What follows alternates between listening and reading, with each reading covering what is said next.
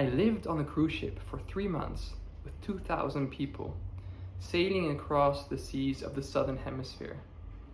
But what is it really like to be on a cruise ship for that long? Today, I will take you aboard the Peace Boat to give you a glimpse of how my first days were there.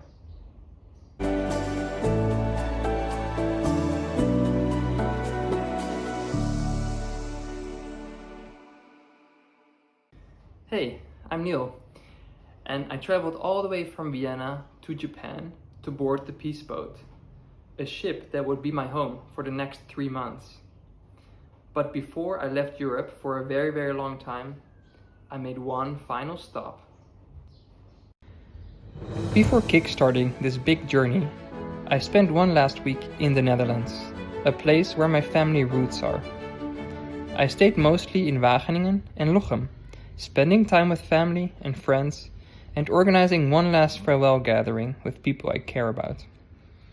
It really felt special to see everyone one more time, because the next day I would head to the airport, not really knowing when I would see many of them again. Soon after, I flew out of Schiphol Airport. First, an 11-hour flight to Shanghai, then a short layover, and another 3-hour flight to Tokyo.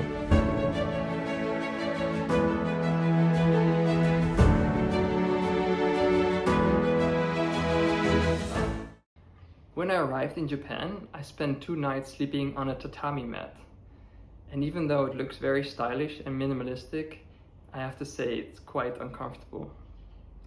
I made sure I was in Japan an extra day early because missing the departure date of the boat was definitely not an option.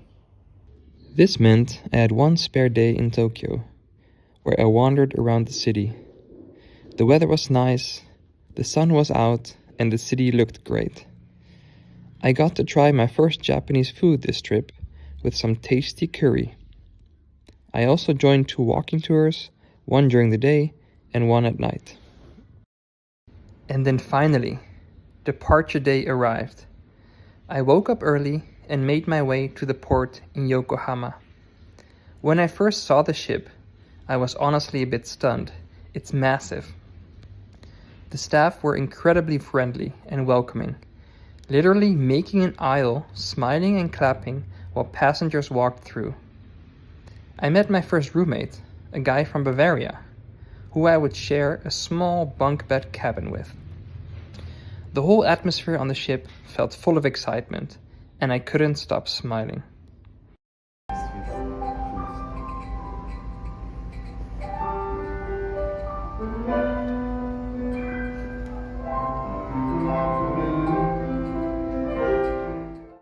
So what exactly is the Peace Boat? The Peace Boat is a Japanese-based international non-governmental organization that promotes peace, human rights, and sustainability. They even have consultative status with the United Nations. Their global voyages are based on the idea of learning through travel, through intercultural exchange, and through dialogue. The organization was founded in 1983 by Japanese university students. At the time, many felt that Japan's wartime history in Asia was not openly discussed. So they chartered a ship and traveled to neighboring countries to hear directly from people who had experienced war. What started as a small student initiative eventually grew into the global voyages that still sail today. They have 3 global voyages per year, and I was going to join voyage 119 that was set to travel around the Southern Hemisphere.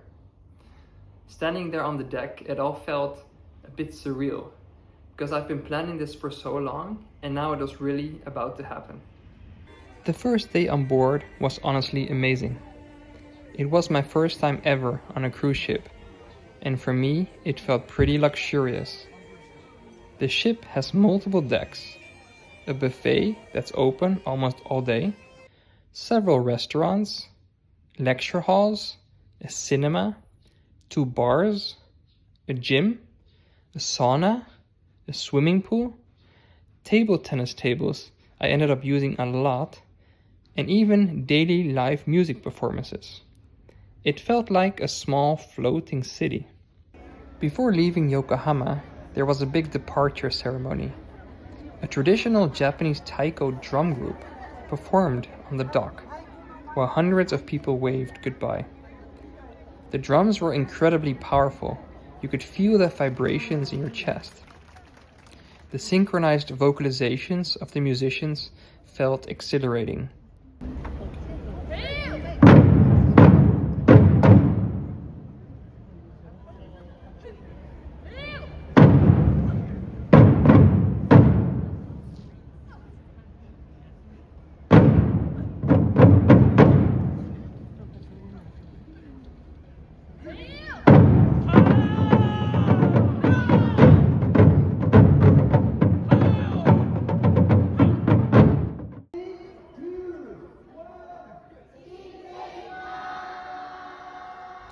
As the ship slowly left the harbor, we even passed Mount Fuji in the distance, while the sun was setting. It was the perfect start of the voyage. On the very first day, I met more than 30 people. I know this exactly because I kept track of their names and little things to remember them by. I figured if I would keep up this pace, I would be able to potentially meet all 2,000 people before the journey was over. There was one person who specifically inspired me.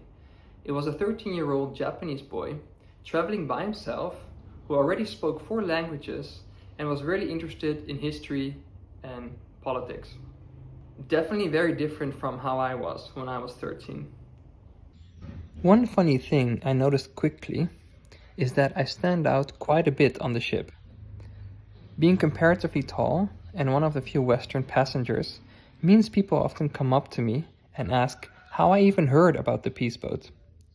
Because in Japan, it's actually very well known, but outside Japan, less so. I actually learned about Peace Boat over a decade ago when I was studying in New York City and living in International House, and I've been wanting to join ever since.